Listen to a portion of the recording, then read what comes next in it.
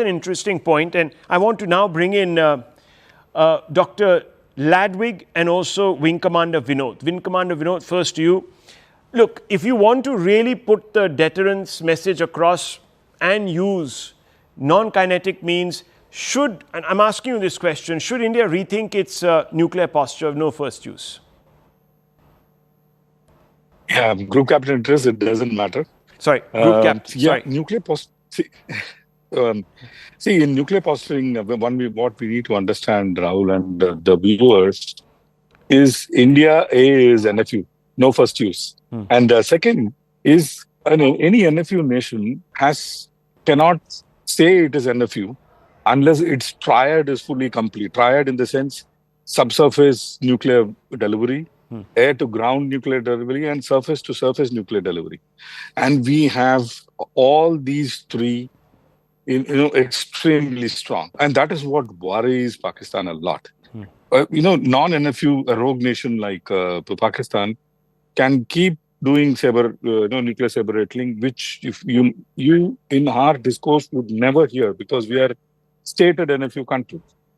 So that is point number one. And quickly, a couple of things that we need to understand is, if you look at the air defense of Pakistan, at least on the face of it, it looks very good. In fact, they have something called an air defense command, in which their areas are divided into various air defense zones and what have you. So when we assessed the air defense capability of Pakistan, we probably gave them a lot more than what they deserve, and they showed themselves adequately in this, useless newspaper which they were flashing around.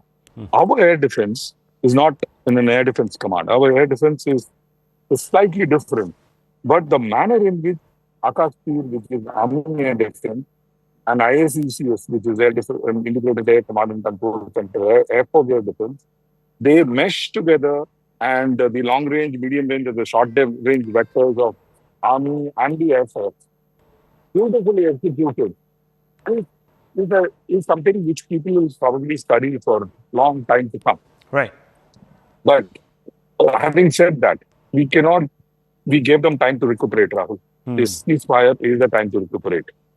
Have they recuperated? Because next is post 18th, if they, and I'm sure they will, because rogue nation as they are, if they do, we should be able to give them much more than what we gave them. That is why he said picture and be Baki and let those. Yeah.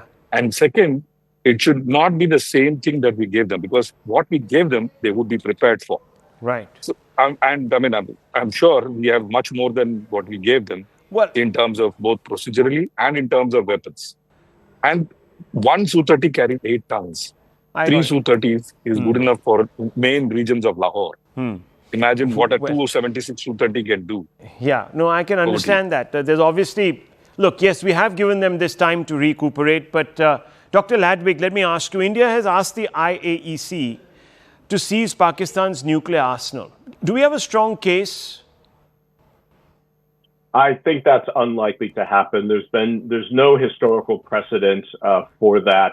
The challenge of all of these non-proliferation and counter-proliferation tools we have is that they're essentially voluntary, right? You think about the Nuclear Non-Proliferation Treaty, which Pakistan and India are not part of, but North Korea exited it with no consequence and then went on to develop a nuclear arsenal. So none of these things have very robust enforcement or compliance forcing measures. So I think it's really unlikely that would happen. So let me ask you, what do you think the Pakistanis are going to do next? I mean, we've given them this breather. They're going to try and recuperate, probably already are.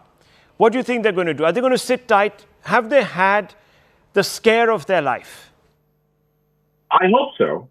I hope they learn the lesson that the Indian Air Force is capable of precisely targeting terror infrastructure within Pakistan, that when they don't take the elevated operational risk that we saw on day one, because India wanted to send a very clear message that it was focused, exactly as General Dillon said, only on terrorist infrastructure, not on the Pakistani military per se. But when they went through the normal course of events and suppressed enemy air defenses, they showed that they had the ability to strike a range of air bases and that they could do this again.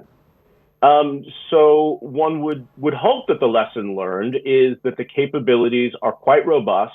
Day one tactical successes should not confuse the broader strategic outcome, and that this is a game that it's a self-defeating game to be played by a country that's on its 25th IMF bailout. Well, viewers, you've heard the experts tonight. We're trying to second guess what Pakistan is going to do. I think we've established a deterrence here. One hopes at least that they have the sense to recognize that they are, as Dr. Ladwig also said, a broke economy really that can't continue down this path.